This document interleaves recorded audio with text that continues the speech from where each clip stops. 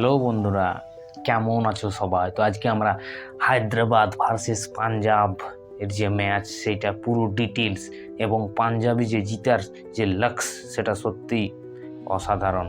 তো সেই আমরা পাঞ্জাবের নিয়ে আজকে আলোচনা করব। তার আগে এসআরএইচ 219 রান করে এবং সেটাকে পাঞ্জাব তাড়া করে জিতে নেয়।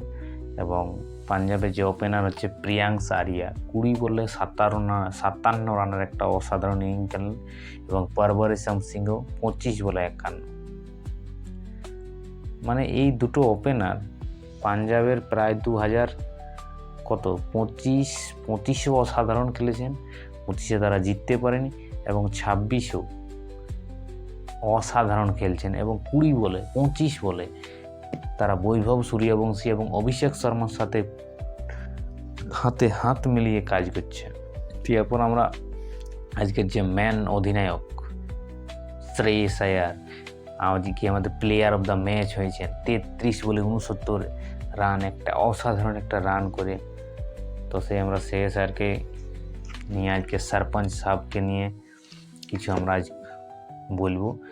তো টি-20তে আমরা দেখতে চাই আমাদের শ্রেয়স আয়ারকে, আমরা টি-20তে দেখতে চাই অধিনায়ক হিসাবে অথবা প্লেয়ার হিসাবে।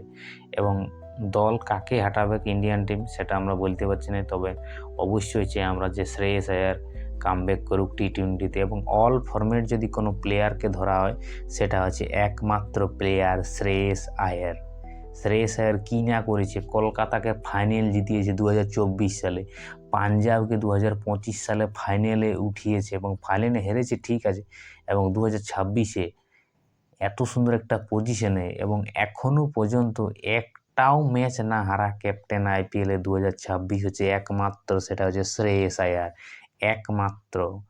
এবং শ্রেয়স আয়ারকে বলতে গেলে শেষেই হবে না, এই ওয়ার্ল্ড কাপে কী না করেছে। ওডিআই ওয়ার্ল্ড কাপে 500+ run, 2023 ODI world cup 500+ run এবং চ্যাম্পিয়ন্স ট্রফিতে টপ স্কোরার, যেখানে বিরাট কোহলি ছিল, রোহিত শর্মা ছিল, সেখানে টপ স্কোরার, সেটা বড় মিডিল অর্ডার, যেখানে অত চান্সেই পাওয়া যায় না।